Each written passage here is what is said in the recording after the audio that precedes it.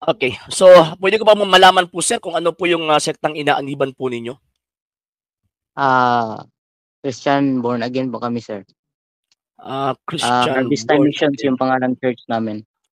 Ano rin pangalan? Harvest Time Missions. Harvest Time Mission. Pwede ko ba malaman po sir kung kailan po ba ito naparehistro?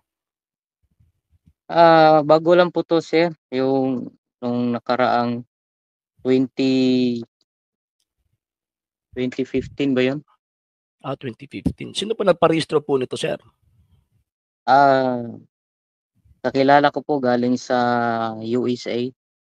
Okay. So, isa pa lang, ano po ba, Amerikano o Filipino? Amerikano po. Okay. So, ibig sabihin, yung sektang inaaniban po ninyo is tatag po ito ng isang Amerikano, tama po ba? Opo. Okay. So, hindi pala tatag ni Kristo. So, ano po yung maitutulong po namin sa inyo, sir? Ay, ilang katanungan lang po ako, sir. Sige po. Bakit nasabi ng Roman Catholic na tatag kayo ni Kristo? Number one,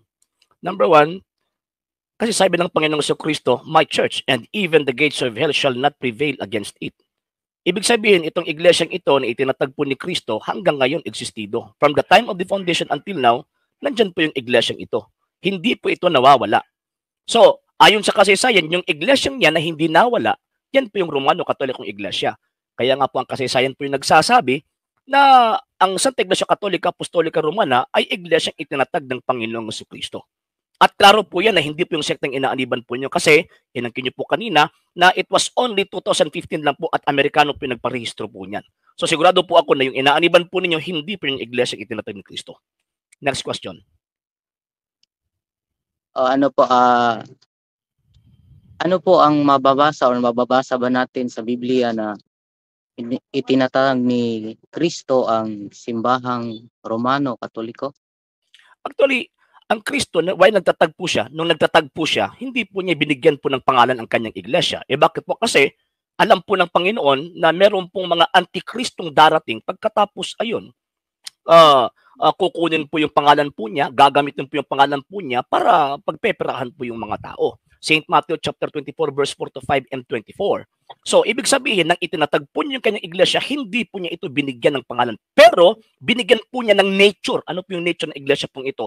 Et forte inferi non prevalebant adversus iam. Ibig sabihin, hindi po ito mawawala ang iglesia pong ito. From the time of the foundation until now, kasi sabi niya, ako'y sumasa inyo palagi hanggang sa katapusan ng mundo. So, ibig sabihin, itong iglesia pong ito existido at hindi po ito natatag lang noong 2015. Kung hindi, ang iglesia pong ito, buhay po ito from 33 AD until now. So, ngayon, yung pangalan po niyan, late na po yung pangalan po kasi. Mas nauna po kasi yung institusyon kaysa sa pangalan. Same po sa Pilipinas, mas nauna yung institusyon kaysa sa pangalan. Next question po. Sa hindi pa po nakapag-follow sa mga pages po natin, i-follow nyo po yung mga pages po natin, RJ Horolanciano II TV Apolia Punto Argumento page, Kuya Apologies TV page, and RJ's Vlog 2022. And pwede rin po kayo mag-send po dyan ng Facebook stars. And also, sa ating po mga channels, sa hindi po nakapag-subscribe, i-subscribe po ninyo yung mga channels natin, The Lay Catholic, Apologies International Official, RJ Sano II TV, Kuya Apologies TV, and Barrio Kawayan Religious Forum. And pwede rin po kayo mag-send po dyan ng super sticker, super chats, and super thanks. And maraming salamat po sa mga kapatid at mga Katoliko na ulis pong tumutulong sa programa po natin. Maraming salamat po. Nang dahil po sa tulong at suporta po ninyo, ang programa po ito, until now, andito pa rin po sa social media. And until now din po, nangangailangan pa rin po tayo sa tulong at suporta po ninyo dahil wala po kami magagawa rito mga sir, mga ma'am, kung wala po yung tulong at suporta po ninyo. Sa gusto pong tumulong, sa gusto pong sumuporta, pwede po ninyong ipadala ang tulong at suporta po ninyo sa pamamagitan po ng ating mga account numbers dyan po sa ating pong screen. And pwede nyo po kaming i-message sa ating pong page kung via remittance po yung papadala po ninyo. Maraming salamat po in advance.